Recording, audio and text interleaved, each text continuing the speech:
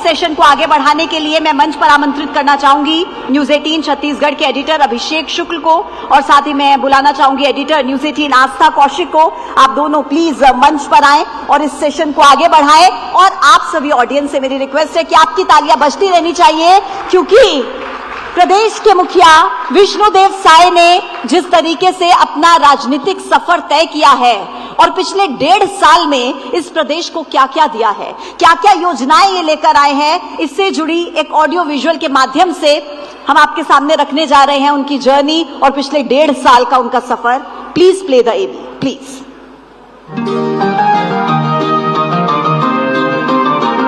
13 दिसंबर 2023 को छत्तीसगढ़ के मुख्यमंत्री के तौर पर शपथ लेने वाले विष्णुदेव साय का लक्ष्य बिल्कुल स्पष्ट था। छत्तीसगढ़ का संपूर्ण विकास, लाल आतंक से मुक्ति और छत्तीसगढ़ को देश के प्रगतिशील राज्यों में शामिल करना। छत्तीसगढ़ के विकास में जो एक बहुत बड़ा बाधक यहाँ का नक्सलवाद था, आज माननीय गृह मंत्री जी के मार्गदर्शन और उनकी दृढ़ इच्छा शक्ति के कारण छत्तीसगढ़ में हम लोग शांति व्यवस्था कायम करने में भी सफल हो रहे हैं।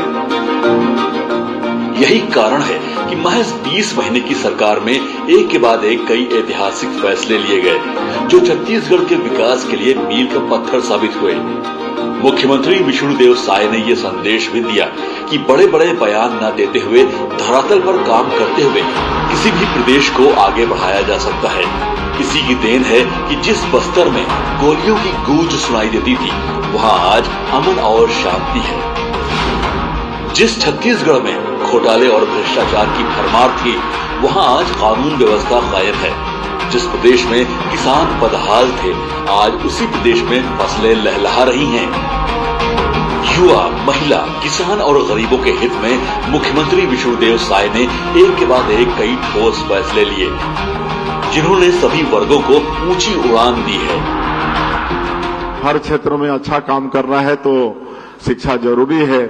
तो आप सब लोग मतलब जो बच्चे हैं मन लगाकर पढ़ें। आज बहुत सारी सुविधाएं सरकार के तरफ से हैं।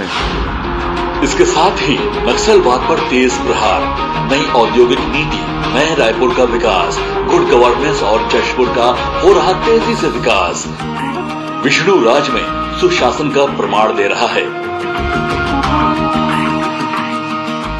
प्रधानमंत्री नरेंद्र मोदी की गारंटी और मुख्यमंत्री विष्णुदेव साय का विकास वाला विजन छत्तीसगढ़ को अब एक नई दिशा दे रहा है।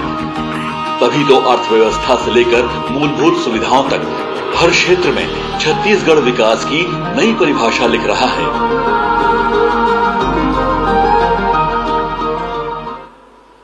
तो जोरदार तालियों के साथ छत्तीसगढ़ विकास के जिस पथ पर आगे बढ़ रहा है, उसकी एक झलक इस एवी के माध्यम से आपने देखी। मुख्यमंत्री जी का मैं बहुत स्वागत करना चाहूंगा और आज बहुत धन्यवाद कि इतने हेक्टिक शेड्यूल के बाद भी आप यहां पर पहुंचे हैं। और सर, आज रिकॉर्ड तोड़ आप लोगों की कैबिनेट मीटिंग भी चली लगभग 4.5 घंटे की, और मुझे लगता है कि ये पूरा हफ्ता आपका काफी व्यस्त रहा है। प्रशिक्षण शिविर में भी आप लोग रहे हैं। क्या निकला सर प्रशिक्षण शिविर के बारे में, अगर कुछ बताना चाहें?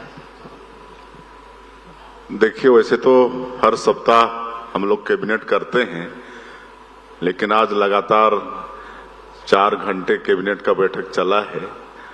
आज एजेंडा भी कुछ ज्यादा ही थे, और अभी हम लोगों का जो प्राकृतिक सौंदर्य से भरपूर मैनपाट है, वहां पर सांसदों और विधायकों का 3 दिवसीय प्रशिक्षण वर्ग था और बहुत अच्छा रहा, बहुत अच्छे से संपन्न हुआ। वर्ग का शुभारंभ भारतीय जनता पार्टी के राष्ट्रीय अध्यक्ष आदरणीय श्री जेपी नड्डा जी ने किया, और कुल 12 सत्रों में ये वर्ग चला, जिसमें कई हमारे मंत्रीगण, नेतागण आए और विषयों में अपना व्याख्यान दिए, जिसमें आदरणीय शिवराज सिंह चौहान जी, विनोद तावड़े जी, शिव प्रकाश जी, और समापन माननीय राष्ट्रीय महामंत्री श्री BL संतोष जी ने किया। और कुल मिला के बहुत अच्छा वर्ग रहा जी और निश्चित रूप से विकसित छत्तीसगढ़ बनाने में और एक जनप्रतिनिधि का जो दायित्व होता है और जनता के प्रति जो जवाबदारी होती है उसको पूरा करने में ये वर्ग बहुत ही जी मील का पत्थर साबित होगा। जी सर, जनता ने आप पर बहुत भरोसा जताया है और प्रचंड बहुमत से जिताकर आपको भेजा है। 1.5 साल कार्यकाल पूरा हो चुका है सरकार का, तो इसको आप कैसे आंकते हैं? बहुत सारे वादे आपने किए होंगे, विजन आपका रहा, 1.5 साल हो गया सरकार को। देखिए, छत्तीसगढ़ की 3 करोड़ जनता का बहुत बहुत आभार व्यक्त करना चाहेंगे। उन्होंने भारतीय जनता पार्टी पर विश्वास किया, हमारे देश के यशस्वी प्रधानमंत्री श्री नरेंद्र मोदी जी पर विश्वास किया, उनके वादों पर विश्वास किया और उनके वादों को हम लोगों ने मोदी की गारंटी का नाम दिया। और मोदी की गारंटी मतलब गारंटी पूरा होने की गारंटी।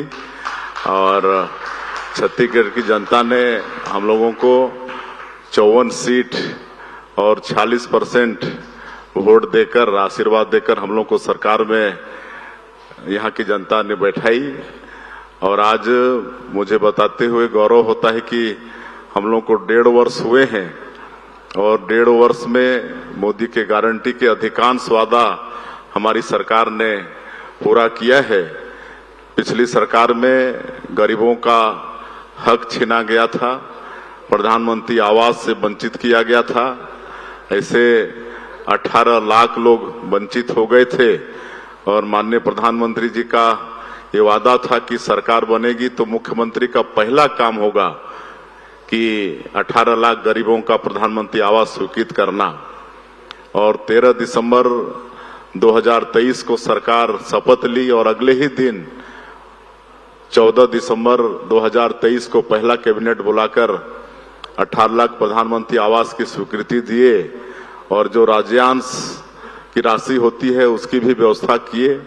और आज बताते हुए गौरव हो रहा है कि 1.5 वर्षों में वादा पूरा हुआ है। आज इतने प्रधानमंत्री आवास बन रहे हैं कि राजमिस्त्रियों की कमी हो गई है, सेंटरिंग प्लेट का अभाव हो गया है। पिछले समय माननीय प्रधानमंत्री जी बिलासपुर आए थे तो इकट्ठे 3 लाख लोगों को गृह प्रवेश कराए थे। उसके कुछ महीनों बाद हमारे देश के कृषि और पंचायत मंत्री आए थे श्री शिवराज सिंह चौहान, तो 51,000 का एक साथ गृह प्रवेश कराए थे। अभी हम लोग सुशासन तिहार चला यहाँ पर, तो हमारे सभी मंत्रीगण, हम स्वयं, हमारे सांसद विधायकगण सभी मतलब प्रधानमंत्री आवास का गृह प्रवेश कराए। उसके बाद किसानों से भी वादा था हम लोगों का कि उनका 21 क्विंटल प्रति एकड़ धान खरीदेंगे, वो वादा भी पूरा किए। 2 साल से हम लोग खरीद रहे हैं। 3100 रुपये प्रति क्विंटल धान का कीमत देने की भी बात थी, उसको भी हम लोग खरीदी समाप्त होने के 1 सप्ताह के अंदर जो अंतर की राशि होती है उसको एकमुश्त देने का काम करते हैं। 2 साल का बकाया बोनस 13 लाख किसानों का 3716 करोड़ रुपया बाकी था, उसको भी मतलब सरकार बनने के 1 महीने के अंदर 25 दिसंबर को छत्तीसगढ़ के निर्माता और भारत रत्न श्रद्धेय अटल बिहारी वाजपेयी जी का जो जयंती होता है 25 दिसंबर, जिसको हम लोग सुशासन दिवस के रूप में मनाते हैं, तो उसी दिन देने का काम किए। आज 70 लाख से ज्यादा हमारी माता बहनों को महतारी बंधन का 1000 रुपया प्रति महीना देते हैं। तेंदुपत्ता से हमारे प्रदेश के करीब 12-13 लाख लोग जुड़े हैं। तेंदुपत्ता का कीमत 4000 से बढ़ा के 5500 प्रति मानक बोरा किए हैं। अब बोनस देने का भी काम कर रहे हैं। चरण पादुका देने का काम भी इस साल शुरू किए हैं। रामलला दर्शन योजना शुरू किए हैं। मुख्यमंत्री तीर्थ यात्रा योजना शुरू किए हैं। 5,60,000 से ज्यादा जो भूमिहीन कृषि मजदूर हैं उनको 10,000 रुपया प्रति साल देने का काम किए हैं। अभी हम लोगों का एक वादा था कि हम लोग पंचायत में ही लोगों को बैंकिंग सुविधा प्रदान करेंगे। तो 24 अप्रैल को जो पंचायती राज दिवस था उस दिन 146 विकास खंड है हमारे प्रदेश में, तो हर विकास खंड से 10-10 पंचायत का चयन करके 1460 ग्राम पंचायत में हम लोग अटल डिजिटल सेवा केंद्र शुरू किए हैं, जहां पर लोगों को वहां पर बैंक की सुविधा मिल रही है। कल से हमने एक और मोदी की गारंटी को पूरा करने का काम किया है। हम लोग का वादा था कि कांग्रेस की सरकार में 20,000 जो हमारी माताएं बहनें थी महिला स्व सहायता समूह की, उनका रोजगार छीना गया था। रेडी टू ईट निर्माण करने का, और मतलब 20,000 हमारी माताएं बहनें बेरोजगार हो गई थी। कल हमने रायगढ़ जिले में इसकी शुरुआत की है। कल 10 मतलब महिला स्व सहायता समूह की बहनों को अनुबंध पत्र देने का काम किए हैं। अब फिर से रेडी टू ईट निर्माण का काम हमारी महिला स्व सहायता समूह की बहनों के हाथ में आ गया है। सर बहुत सारे आपके काम हैं, बहुत सारे कामों में सबसे ज्यादा चर्चा जो आप लोगों ने टारगेट दिया है, केंद्रीय गृह मंत्री ने टारगेट दिया है 2026 में नक्सलवाद खत्म। यहाँ पे लगभग बहुत से लोगों ने दावे किए, लेकिन ऐसा होता दिखा नहीं। पहली बार हमको लग रहा है कि हाँ, ये शायद समय से पहले भी पूरा हो जाए। किस तरीके से पूरा ऑपरेशन चल रहा है, क्या विजन है, क्या बातचीत होती है आपके केंद्रीय गृह मंत्री से? और सर जब ये टारगेट पूरा हो जाएगा उसके बाद का बस्तर कैसा होगा? देखिए, वैसे तो छत्तीसगढ़ प्रदेश बहुत संपन्न प्रदेश है, खनिज संपदा से भरपूर है। 44% भूभाग यहाँ का वनों से आच्छादित है। सैकड़ों तरह के फॉरेस्ट प्रोड्यूस यहाँ पर हैं। यहाँ की मिट्टी भी उपजाऊ है, यहाँ के लोग भी मेहनतकश हैं। लेकिन उसके बाद भी छत्तीसगढ़ में विकास में एक जो बड़ा बाधक था नक्सलवाद, और नक्सलवाद के साथ हमारे जवान, सशस्त्र बल के हमारे जवान 1.5 वर्षों में मजबूती के साथ लड़ाई लड़ रहे हैं। और इसके पीछे डबल इंजन की सरकार का भी उपलब्धि है। और हमारे देश के यशस्वी प्रधानमंत्री और माननीय गृह मंत्री जी ने ठाना है कि 31 मार्च 2026 तक नक्सलवाद पूरे देश से नक्सलवाद को समाप्त करना है। और हमारे माननीय गृह मंत्री जी मतलब 1.5 वर्षों में अनेकों बार छत्तीसगढ़ आए हैं और वो कैंपों में गए हैं, जवानों के बीच में उनसे संवाद किए हैं, उनके साथ भोजन किए हैं जी। और हम लोग भी मुख्यमंत्री के नाते हमारे यहाँ के प्रदेश के गृह मंत्री भी बराबर उनके संपर्क में रहते हैं। आज वही जवान है जो पिछली सरकार में भी थे, लेकिन चूंकि आज उनका हौसला बढ़ा हुआ है और इसलिए मजबूती के साथ 1.5 वर्षों में लड़े हैं। और जो माओवाद का सबसे बड़ा जो पोलित ब्यूरो का सदस्य बसव राजू था, उसको भी हमारे जवान न्यूट्रलाइज किए हैं। और 1.5 वर्षों में 450 से ज्यादा नक्सलियों को न्यूट्रलाइज किए हैं। सैकड़ों की संख्या में आत्मसमर्पण भी किए हैं, सैकड़ों की संख्या में गिरफ्तारी भी हुई है। हम लोग पुनर्वास भी अच्छा दे रहे हैं जो आत्मसमर्पण कर रहे हैं। तो इसका असर हो रहा है कि हम लोग नक्सलवाद के साथ मजबूती के साथ लड़ रहे हैं और माननीय प्रधानमंत्री और गृह मंत्री जी का संकल्प है वो अवश्य पूरा होगा जी। इसी पुनर्वास से जुड़ा मेरा एक सवाल है कि जब नक्सलवाद के खिलाफ लड़ाई होती है तो 2 मोर्चों पे होती है।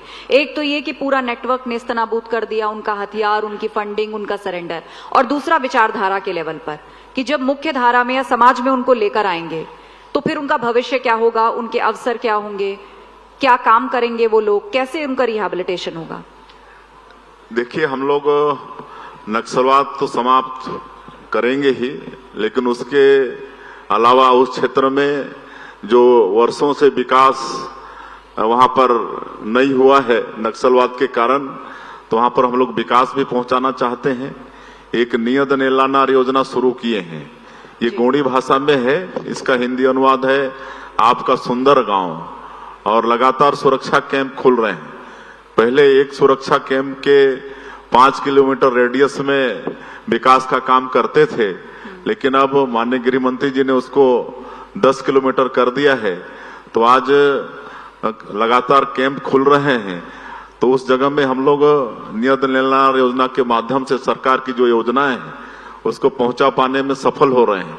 वहां पर सड़कें बन रही हैं, बिजली पहुंच रही है, घरों में पानी पहुंचा रहे हैं, राशन कार्ड बन रहा है, आयुष्मान कार्ड बन रहा है, राशन पहुंच रहे हैं, स्कूल खोल रहे हैं, अस्पताल खोल रहे हैं। कभी वहां गोलियों की आवाज सुनाई देती थी, आज वहां पर स्कूल की घंटी सुनाई देती है। आज पहली बार चुनाव में वहां के लोग भाग ले पा रहे हैं। तो ये सब जो हम लोग मजबूती के साथ हमारे जवान लड़ रहे हैं, इसका परिणाम है। और एक रोड मैप तैयार किए हैं हम लोग जी बस्तर के लिए, क्योंकि बस्तर बहुत सुंदर क्षेत्र है। वहां पर वाटरफॉल है, कुटुमसर का गुफा है, अबुझमाड़ जैसा डेंस फॉरेस्ट लंबा चौड़ा जंगल है। तो वहां पर पर्यटन के लिए बहुत संभावनाएं है। एक होम स्टे उधर बहुत पॉपुलर है। एक धुड़मारास गांव है जो कई देशों में अकेला वो गांव है, जिसको मतलब अंतर्राष्ट्रीय पर्यटन संस्थान ने चयन किया है। ये भी छत्तीसगढ़ के लिए सौभाग्य का विषय है। तो पर्यटन को हम लोग बहुत आगे बढ़ाएंगे। पर्यटन को नई उद्योग नीति में हम लोग उद्योग का दर्जा दिए हैं। होम स्टे को भी हम लोग आगे बढ़ा रहे हैं। इसमें सीधे सीधे ग्रामीण लोगों को आर्थिक लाभ मिलता है। टूरिस्ट लोग वहां आकर उनके घरों में रहते हैं, 2-2, 4-4 महीना रहते हैं, उनके साथ खाते हैं, उनके साथ काम करने खेतों में जाते हैं। तो आर्थिक लाभ हमारे लोगों का बहुत होता है। औद्योगिक नीति की बात की आपने, आपकी नई औद्योगिक नीति गुड गवर्नेंस की बड़ी चर्चा होती है, इसको लेके क्या विजन है आपका, थोड़ा बताएंगे। औद्योगिक नीति देखिए, हम लोगों ने औद्योगिक नीति 2024-30 लाया है। और ये उद्योग नीति बहुत सोच विचार के उद्यमियों के साथ बैठ के विचार विमर्श करके नई उद्योग नीति लाए हैं। और इसकी सराहना पूरे देश में हो रही है, बल्कि विदेशों में भी हो रही है। अभी करीब 6-7 महीने ही हुए हैं और हम लोग ज्यादा नहीं 4-5 इन्वेस्टर कनेक्ट ही कर पाए हैं। दिल्ली, मुंबई, बेंगलुरु, रायपुर में ही किए हैं। लेकिन अभी तक 5.5 लाख करोड़ से ज्यादा के निवेश प्रस्ताव हम लोगों को प्राप्त हो चुके हैं जी। और खाली निवेश प्रस्ताव प्राप्त नहीं हुए हैं, बल्कि काम भी शुरू हो गया है। सेमीकंडक्टर चिप्स, उसका भूमि पूजन कर चुके हैं। एआई डाटा सेंटर, उसका भूमि पूजन कर चुके हैं। और आने वाले समय में 3 लाख करोड़ का तो निवेश प्रस्ताव हम लोग को खाली एनर्जी के सेक्टर में मिला है। और ये जितना भी हम लोग को निवेश प्रस्ताव प्राप्त हुआ है, ये सब आने वाले हैं, खाली मतलब अखबारों तक रहने वाले नहीं है। हाँ, वो सब मतलब उनका सब आएंगे यहाँ पर और सबका उद्योग धंधा लगेगा। टेक्सटाइल भी यहाँ पर आ रहा है। तो हम लोगों का जो उद्योग नीति है बहुत अच्छा है। बहुत हमारे उद्यमी इसमें प्रभावित हो रहे हैं। इसमें हम लोग महिलाओं को भी प्राथमिकता दिए हैं, ST SC के जो उद्यमी हैं उनको भी प्राथमिकता दिए हैं। और इसमें ज्यादा हम लोग का फोकस रोजगार पर है, निवेश से ज्यादा फोकस रोजगार पर है। हम लोगों ने नई उद्योग नीति में अगर 1000 से ज्यादा का रोजगार कोई मतलब उद्यमी देता है तो उनको नई उद्योग नीति में 20 नीति के अंतर्गत बहुत प्रोत्साहन हम लोग उनको दे रहे हैं। तो ये नई उद्योग नीति में है। जी जी सर, बहुत सारी चुनौतियां भी हैं। धर्मांतरण एक समस्या बनी हुई है। हाल ही के दिनों में छत्तीसगढ़ में एक बड़ा मुद्दा बनके धर्मांतरण उभरा है। आपको लग रहा है कि क्या इसके लिए किसी कानून की जरूरत है और इससे कैसे निपटा जाएगा? देखिए, धर्मांतरण के लिए कानून तो यहाँ पर है, लेकिन उसको और सख्त करने की आवश्यकता है। और इसको हम लोग आने वाले समय में करेंगे और सख्त कानून लाएंगे इसको। सर, एक सवाल जो सब कोई पूछते हैं और आम लोग भी जानना चाहते हैं और आपकी पार्टी के कुछ विधायक भी चुपचाप हमसे भी पूछते हैं कि मंत्रिमंडल का विस्तार कब हो रहा है? हो जाएगा, थोड़ा इंतजार करना पड़ेगा। सर, भ्रष्टाचार पर आपकी सरकार की जीरो टॉलरेंस नीति है और आपने PSC शराब घोटाले मामले में CBI जांच भी बिठाई है। तो इस जीरो टॉलरेंस पर अपनी सरकार को आप पूरी तरह से चुस्त दुरुस्त रखने के लिए किस तरह के कदम उठा रहे हैं कि आगे भी बड़े कदम उठाए जाते रहेंगे, तंत्र में भ्रष्टाचार ना हो, आम आदमी बिल्कुल निर्भीक होकर बिना किसी भ्रष्टाचार का शिकार हुए अपनी बात कह पाए, उनकी समस्या का समाधान? देखिए, हम लोग सरकार में पारदर्शिता हो और सुशासन हो, इसलिए सरकार में एक अलग से सुशासन एवं अभिसरण विभाग का गठन किए हैं। और लगातार आप लोग 1.5 वर्षों में देख रहे हैं कि पिछली 5 साल की सरकार में जो भी भ्रष्टाचार हुए उसके जांच हो रहे हैं केंद्रीय एजेंसियों के द्वारा और प्रदेश के एजेंसी के द्वारा। और पीएससी की बात आपने कही है, इसके लिए तो माननीय प्रधानमंत्री जी का भी वादा था कि सरकार हम लोगों की बनेगी तो इसकी जांच होगी। और आज बताते हुए गौरव हो रहा है कि पिछली सरकार में पीएससी जैसे पवित्र संस्था को भी बदनाम करने का काम हुआ। हमारे छत्तीसगढ़ के भविष्य मतलब जो बेटा बेटियों के भविष्य के साथ खिलवाड़ करने का प्रयास हुआ। हम लोग सरकार में आए तो उसकी सीबीआई जांच हो रही है और जो भी उसके मतलब दोषीदार हैं वो दंडित हो रहे हैं। और करप्शन के क्षेत्र में हम लोग जीरो टॉलरेंस की नीति अपना रहे हैं। कोई भी यहाँ पर करप्शन करेगा, चाहे वो कितना भी बड़ा आदमी क्यों न हो, वो बचेगा नहीं। सर, विपक्ष बार बार सड़कों पर उतर रहा है जब से आपकी सरकार आई। उसका कहना है काम ठप है या तमाम तरह के आरोप लगा रहा है, न्याय यात्रा निकल रहा है, कभी किसानों की बात कर रहा है। उनके आरोपों का किस तरीके से आप जवाब देना चाहेंगे? बार बार विपक्ष सड़क पर है। अब उनको जनता जवाब दे चुकी है।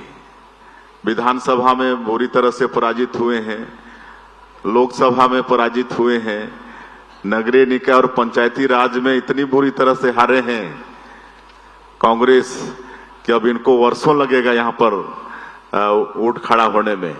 और अब कांग्रेस पार्टी पूरे देश की जनता से विश्वास खो चुकी है, क्योंकि इनकी कथनी और करनी में जमीन और आसमान का फर्क होता है। अब जनता इनके धोखे को जान चुकी है, अब इनकी बातों पर विश्वास करने वाली नहीं है। सर, जब हम लोग एयरपोर्ट से आ रहे थे यहाँ रायपुर की तरफ, तो हमने भी एक नवा रायपुर की झलक देखी जो आपके विजन में काफी ऊपर है। तो उसके बारे में बताइए, आप लोग भी यहाँ पर शिफ्ट हो रहे हैं, इस पर आपका काफी बड़ा फोकस है, तो कैसा दिखेगा नवा रायपुर और इसमें क्या खास होगा? विजन क्या है इसके? नया रायपुर एक बहुत सुंदर शहर बनेगा। पहले चंडीगढ़ वगैरह की बात करते थे, लेकिन हमको पूरा भरोसा है कि हमारा नया रायपुर चंडीगढ़ से भी ज्यादा अच्छा सुंदर शहर बनेगा। और उस दिशा में हमारी सरकार काम कर रही है। थोड़ा समय जरूर लग रहा है, लेकिन बहुत सुंदर मतलब जो भी सुविधा होगा उससे युक्त हमारा इस शहर होगा। सर, एक बात चलती है यहाँ पर, साय साय काम कर रही है साय सरकार। साय साय शब्द पहले विपक्ष ने इस्तेमाल किया था आपके लिए कि सब कुछ साय साय है, उसे ही आपने पकड़ लिया और एक पॉजिटिव मोड़ दे दिया। ये कैसा था? हाँ, वो साय साय के चल चुका है पूरे प्रदेश में। हम जहां भी जाते हैं हमको देखते के साथ लोग साय साय बोलना शुरू करते हैं।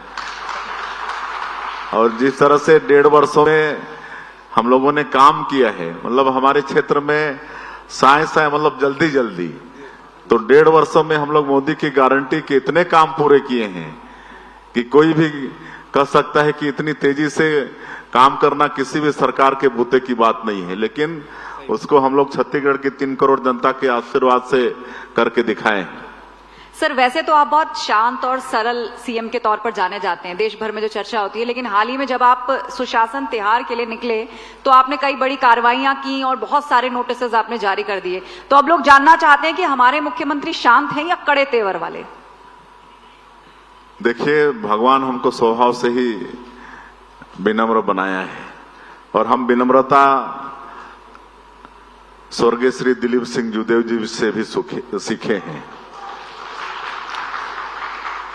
स्वर्गीय दिलीप सिंह जूदेव जी जसपुर रियासत होता था, वहां के राज परिवार से थे और 3 बार राज्यसभा के सांसद और 2 बार लोकसभा के सांसद थे। श्रद्धेय अटल बिहारी वाजपेयी जी की सरकार में राज्यमंत्री के रूप में काम किए और वो हमारे आदर्श थे, राजनीतिक गुरु थे और 25 वर्षों तक हमने उनके साथ काम किया। तो उनको हम 25 साल में एक भी दिन, चाहे एक भी मिनट उनको नाराज होते नहीं देखा, किसी के ऊपर किसी को कड़े शब्दों में बोलते नहीं देखा। तो उनसे हमने बहुत कुछ सीखी। लेकिन जहां तक निर्णय लेने की बात है उसमें बहुत कड़ाई से निर्णय लेते हैं, क्योंकि 3 करोड़ जनता का आशीर्वाद है। 3 करोड़ जनता ने विश्वास करके हमको और हमारी पार्टी को यहाँ पर बैठाया है, तो उनके भलाई में किसी तरह के भी कोताही बर्दाश्त नहीं होगी और भी इससे कड़े फैसले लेने पड़ेंगे तब भी हम लेंगे। जी, आपने वो लिए भी हैं। कल एक साथ 22 लोगों को आपने सस्पेंड भी किया आबकारी उसमें। तो आपके इस पूरे काम में बहुत तेजी के साथ जो हो रहा है, डबल इंजन की भी बात आती है, केंद्र का बड़ा सहयोग है। हम देखते हैं जब भी आप मोदी जी या अमित शाह जी के पास जाते हैं, बहुत सकारात्मक रुख होता है उनका और आप कुछ न कुछ ले ही आते हैं। देखिए, जैसे मैंने पहले कहा कि पिछली 5 साल की सरकार में हर क्षेत्र में घोटाले हुए। अब कितना घोटाला को हम गिनाएं? कोयला घोटाला, डीएमएफ में घोटाला, शराब घोटाला, महादेव ऐप में घोटाला, पीएससी में घोटाला, और हर घोटाले की जांच हो रही है। आज कितने लोग जेल के अंदर हैं, कितने लोग बेल में हैं, कितने लोग जेल जाने की तैयारी में हैं। तो घोटाला ही घोटाला ये लोग किए, तो अब उनको तो सजा मिलेगी ही ना। सर, छत्तीसगढ़ की जब बात आती है तो यहाँ की जनजातियां जिनकी अपनी एक अलग पहचान है, उनकी चर्चा जरूर होती है और आपने बार बार कहा भी है कि ये समुदाय सनातन धर्म की आवश्यकता है, आधारशिला है, क्योंकि ये त्रेता और द्वापर युगों से भी रहे हैं। तो ऐसे में इनकी उस पहचान को बचाने और उनकी समावेश की सुनिश्चितता आप कैसे करेंगे? बिल्कुल, श्रद्धेय अटल बिहारी वाजपेयी जी ने यहाँ पर जो 32% एसटी आबादी है, उनके विकास के लिए छत्तीसगढ़ राज्य का निर्माण 1 नवंबर 2000 को किया। और जब वो प्रधानमंत्री थे तो उन्होंने जनजातीय समाज के विकास के लिए पहली बार भारत सरकार में आदिम जाति कल्याण मंत्रालय का गठन भी किया। और आज हम लोग का फर्ज बनता है कि उनका जो सपना था कि यहाँ पर ट्राइबल लोगों का विकास हो, उस अनुरूप हम लोग काम कर रहे हैं। और अब तो माननीय हमारे जो प्रधानमंत्री हैं श्री नरेंद्र मोदी जी एक धरती आबा ग्राम उत्कर्ष योजना शुरू किए हैं।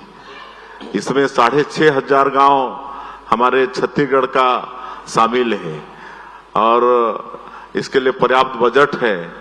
तो सरकार की योजनाओं के अलावा जो भी वहां पर विकास के काम होंगे सारे ये ग्राम उत्कर्ष योजना से हो जाएंगे।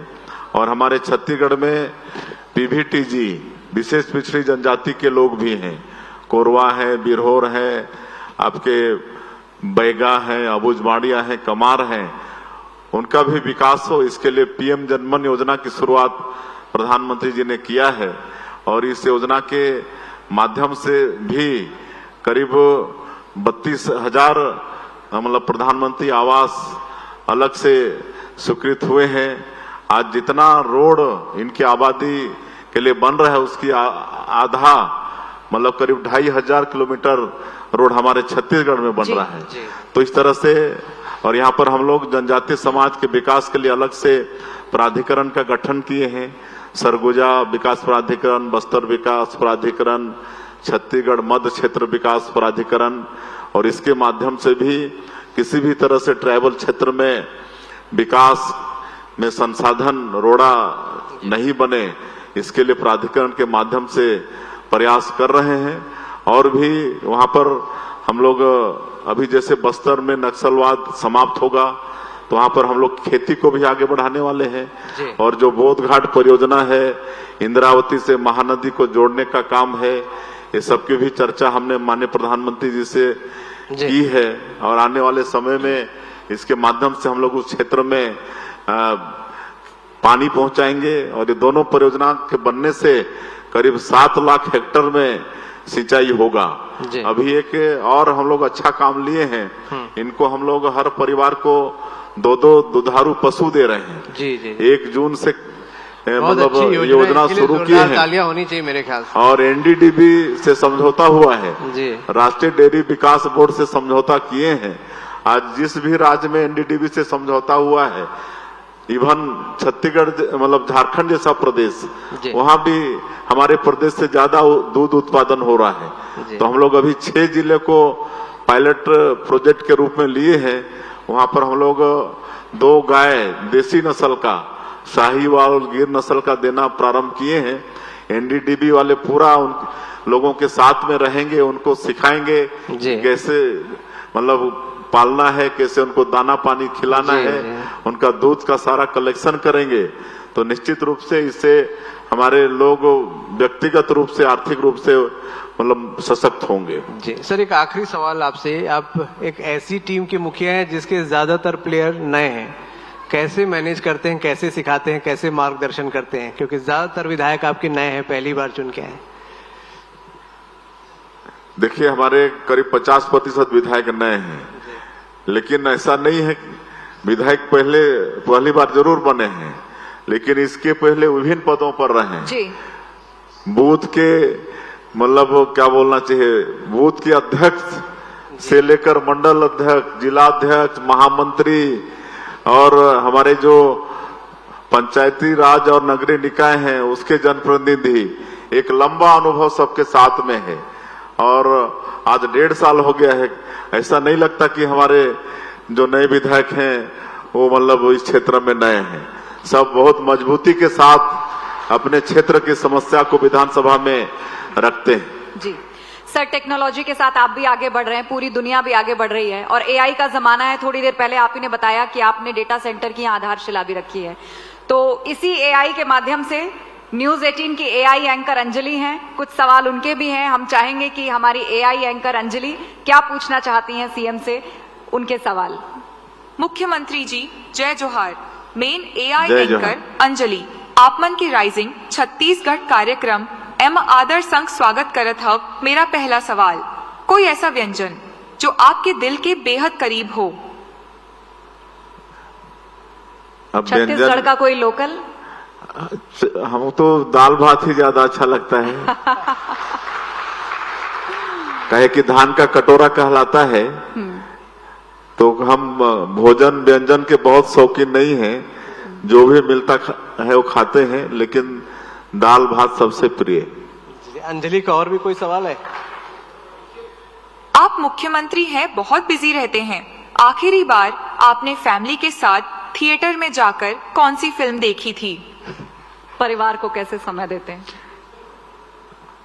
अब हमको ख्याल नहीं आ रहा है। वैसे तो बहुत कम फिल्म देखते हैं, और मैंने जो देखा ज्यादातर पार्टी के लोगों के साथ ही देखी है आपने। जी जी जी हाँ, अपने आए सांसद और विधायकों के साथ ही, कार्यकर्ताओं के साथ ही। हाँ, साबरमती, हाँ छावा, हाँ वही पिक्चर देखी। तो परिवार को शिकायत रहती है कि पार्टी के कार्यकर्ताओं के साथ तो आपने फिल्म देख ली, परिवार का समय? हाँ, परिवार के साथ भी, परिवार भी साथ में था। परिवार भी साथ में था। परिवार बड़ा हो गया। छावा ही देखे। छावा देखी आपने। एक और सवाल है, एआई अंजलि क्या पूछ रही हैं? जब भी आपको छुट्टी मिलती है तो आप किस जगह जाना सबसे ज्यादा पसंद करते हैं? देखिए, हम कभी छुट्टी आज तक लिए नहीं है। 35 साल हो गया है, कभी हम छुट्टी ले नहीं है। कभी कोई पारिवारिक कार्यक्रम हो गया, कोई सामाजिक हो गया तो बात अलग है, अन्यथा हम लगातार जनता के बीच में और जनता के लिए काम करते हैं। अंजलि, और कोई सवाल है तो आप जल्दी से पूछ लें। मैंने सुना है साय सरकार में साय काम हो रहा है। हाँ, बिल्कुल हो रहा है।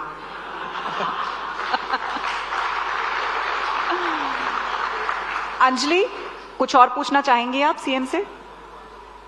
छात्र जीवन या अपने राजनीतिक जीवन की कोई ऐसी याद जो आज भी आपके याद हो? अब देखिए, एक तो हम पहली बार 90 में जब विधायक का हमको प्रत्याशी बनाया गया तो उस समय कार्यकर्ता सम्मेलन होता था, और हम लोग का जसपुर जिला भी नहीं बना था, रायगढ़ जिला, तो वहां सम्मेलन में आए थे। तो उस दिन हमारा जूता चोरी हो गया था। और कार्यक्रम के बाद हमारे जो बड़े नेता थे, स्वर्गीय लखीराम अग्रवाल जी, स्वर्गीय दिलीप सिंह जुदेव जी, एक जयदयाल जी बेरीवाल होते थे, उनके घर में बैठते थे। तो हम राजनीति के क्षेत्र में देवकी महाराज के नाम से जाने जाते थे, जो मिसाबंदी थे, 19 महीना जेल भी काटे थे। वो भी हमको बहुत राजनीति सिखाए। तो उनके साथ हम मतलब पीछे पहुंचे तो सबने पूछा कि आप लोग लेट क्यों पहुंचे। तो उन्होंने बताया कि साईं जी का जूता चोरी हो गया था, हम लोग जूता खरीद रहे थे। तो लखीराम जी बोले, बेटा तुम तो जीत गए यार, लोग हमको लकी लकी लकी लकी बोलते हैं, लेकिन तुम लकी हो और तुम तो जीत गए चुनाव बोले। और ऐसा हुआ था उस समय कि अविभाजित मध्य प्रदेश में 320 विधानसभा सीट होता था, जिसमें तबकरा, जहां से मैं प्रत्याशी था, वहां पर कांग्रेस को सिंबल अलॉट नहीं हुआ। कांग्रेस को चुनाव चिन्ह पंजा छाप नहीं मिला, उनके प्रत्याशी को साइकिल छाप मिला और उसके ऊपर में पंजा छाप लटका के चुनाव प्रचार किए। मात्र 4000 वोट पाए और उनका जमानत जब्त हुआ। तो वो हमारे लिए, मतलब उसके पहले मैं निर्विरोध सरपंच भी था। अच्छा। हाँ, निर्विरोध सरपंच भी था और एक तरह से निर्विरोध में विधायक भी बन गया। तो ये राजनीति के क्षेत्र में सदा हमारे लिए ये अविस्मरणीय रहेगा। ये बिल्कुल। अंजलि, सीएम साहब बहुत टायर्ड हैं, आज लंबा शेड्यूल था, कोई आखिरी सवाल अब करना बस। क्या कभी दिल करता है कि बिना किसी सिक्योरिटी या तामझाम के आम आदमी की तरह सड़कों पर निकलें? देखिए, मैं किसान परिवार से हूं और कृषि में मेरी बड़ी रुचि है। और जब केंद्र में मंत्री था तब भी मैं साल में 2-4 बार अपने खेतों में भ्रमण करता था। कभी स्कूटी लेके, कभी मोटरसाइकिल लेके निकल जाता था। अभी मुख्यमंत्री बनने के बाद भी हम एक आध बार प्रयास किए। हम अपने के पीएसओ को बोले कि किसी को मत बताना, हम लोग 6 बजे एक गाड़ी में निकल जाएंगे, क्योंकि हम लोग का बड़ा परिवार है, 12 गांव में परिवार है। तो हमारे पिताजी को भी एक गांव मिला हुआ था और दादाजी, क्योंकि हमारे पिताजी छोटे थे तो दादा दादी भी वहीं रहते थे, तो उनको भी जो गांव मिला था वो भी हमारे पिताजी को मिला। तो 2-3 गांव में हम लोग की जमीन है। तो फिर हम एक गांव की जमीन में पहुंचे तो पीछे देख रहे हैं कि पूरा सीएम कारकेट का जो गाड़ी है सब आ रहा है। मैं बोला भाई ये सब की जरूरत नहीं थी। तो लोग बोले कि अब क्या करें, हम लोगों की तो मजबूरी है, हम लोगों को तो ड्यूटी करना है। लेकिन आज संभव नहीं हो पाता है अभी भी। लेकिन आप मैनपाट ट्रेन से ही गए थे? लेकिन अभी भी हम फोन से पूछ के मतलब पूछते रहते हैं कि क्या क्या खेती हो रहा है। हम वहां से वीडियो मंगा लेते हैं कि हमारा धान का फसल कैसा है, मूंगफली का फसल कैसा है, रहर का फसल कैसा है। ये सब हम वीडियो कहे कि हमको खेती बाड़ी में बहुत रुचि। बिल्कुल मुख्यमंत्री जी, बहुत शुक्रिया आपका। बहुत समय आपने हमें दिया, बहुत अच्छे जवाब भी दिए और मुझे लगता है कि प्रदेश की जनता को और देश की जनता को एक मैसेज भी जाता है जब आप बताते हैं कि किस तरीके से छत्तीसगढ़ में काम हो रहा है और कितनी सफलता सरकार की प्राप्त। बिल्कुल, बहुत धन्यवाद सर। लेकिन मेरा अनुरोध है कुछ क्षण आप मंच पर बने रहें। हमारे मैनेजिंग एडिटर रमेश देवगन जी, उनके भी कुछ सवाल हैं, मैं उन्हें मंच पर आमंत्रित करना चाहूंगी कि वो मंच पर आए। जी मुख्यमंत्री जी नमस्कार। सबसे पहले तो न्यूज 18 की तरफ से आपका बहुत बहुत आभार, आपने हमें इतना समय दिया। लेकिन अभी आप स्कूटी की बात कर रहे थे तो 2 सवाल मेरे हैं कि वो स्कूटी तेज चलाते थे या धीरे से चलाते थे आप? अब खेत देखने जा रहे हैं तो कहीं तेज भी चलाते थे, कहीं धीरे भी चलाते थे। जी जी डिप्टी सीएम कुछ कह रहे हैं, आप क्या कह रहे हैं? तो आपको भी पीछे बिठाया है क्या? माइक पहुंचाइए। ये शुरू से आपके पीछे बैठते हैं? साथ में, पीछे नहीं। जी अगला आखिरी सवाल है, जब आपको पता लगा कि आप मुख्यमंत्री होने वाले हैं तो पहली अनुभूति क्या हुई? दिल में तो लड्डू फूटा होगा कि मेरा नंबर लग गया। देखिए, एक तो मेरी कभी महत्वाकांक्षा नहीं रही जी, और हम तो बचपन में जब 10 साल के थे तो पिताजी का निधन हो गया था और परिवार में 4 भाइयों में हम बड़े थे और छोटा भाई तो इतना छोटा था, 2 महीने का था जब पिताजी का निधन हुआ जी। और विधवा माँ थी, दादी माँ थी, परिवार में मैं बड़ा था। तो मैं तो कभी सोचा नहीं था, आप मुख्यमंत्री की बात करते, हम तो सरपंच बनने का नहीं सोचे थे। जी जी जी। हम तो ये सोचते थे कि खेती बाड़ी हम करेंगे, भाइयों को पढ़ाएंगे और अपना खेती बाड़ी रहेगा। लेकिन पढ़ाई वढ़ाई पूरी करके जब हम गांव में बैठे तो पंचायत चुनाव चल रहा था संयोग से, तो गांव वाले बोले कि बाबू अब तो आपको गांव में रहना है तो खेती बाड़ी के साथ साथ पंच बन जाओ। तो पहला पंच का चुनाव लड़ा जी और 5 साल पंच रहा। 5 साल बाद जब दूसरा पंचायत का चुनाव आया तो बोले आप सरपंच बनोगे तो निर्विरोध बना देंगे, तो निर्विरोध सरपंच बना दिए। फिर जैसे 6 महीना निर्विरोध सरपंच था तो विधानसभा का चुनाव आ गया, तो लगातार फिर पार्टी का आशीर्वाद मिलते रहा, हमारे वरिष्ठों का आशीर्वाद मिलते रहा। ये तीसरी बार विधायक है, 4 बार मैं रायगढ़ से लगातार सांसद रहा और उसमें भी आशीर्वाद। पहला लोकसभा का चुनाव हम मात्र 5800 से जीते थे और चौथा लोकसभा का चुनाव 2,17,000 से जीते। तो जनता का लगातार आशीर्वाद बढ़ता रहा। तो हम कई बार अलग भी होना चाहे लेकिन अलग हमको होने ही नहीं दिए। अब कहाँ अलग होंगे, अब तो आप और मुख्यमंत्री हैं। एक क्योंकि बहुत सारे हमारे साथ प्रतिष्ठित जनता यहाँ बैठी है, हमारे साथ पद्मश्री अवार्डी हैं, राधिका जी हैं, गुरु जी हैं, राधिका खेड़ा बीजेपी की प्रवक्ता है, डिप्टी सीएम साहब बैठे हुए हैं, बाकी बीजेपी के पदाधिकारी बैठे हुए हैं, बीजेपी के मीडिया हेड बैठे हुए हैं। मेरा बिल्कुल संक्षेप में, समय आपका बिल्कुल खत्म हो रहा है, चलते चलते एक सवाल है और एक लाइन में जवाब होगा। कांग्रेस में 3 नेताओं में से कौन सबसे ज्यादा आपको पसंद है? भूपेश बघेल, चरणदास महंत और टीएस सिंहदेव, एक को चुनिए। आखिरी है ये। अब ये प्रश्न बहुत कठिन है, इसका जवाब मैं नहीं दे पाऊंगा। जी जी जी जी। मतलब कोई भी आपको अच्छा नहीं लगता, सब औसत ही हैं।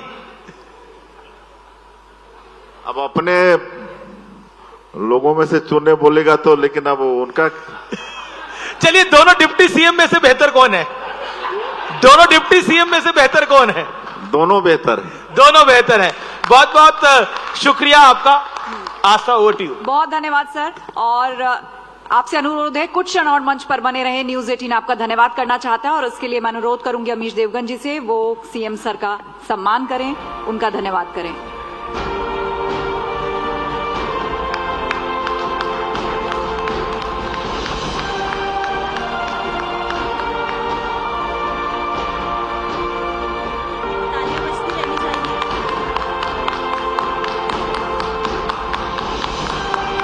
बहुत ही बिजी स्केड्यूल में से समय निकालकर मुख्यमंत्री जी पहुंचे हैं हम सबके बीच।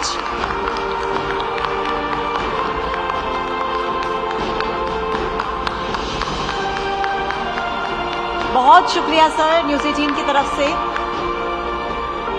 इस खास कार्यक्रम का हिस्सा बनने के लिए और अपना कीमती समय देने के लिए बहुत बहुत धन्यवाद।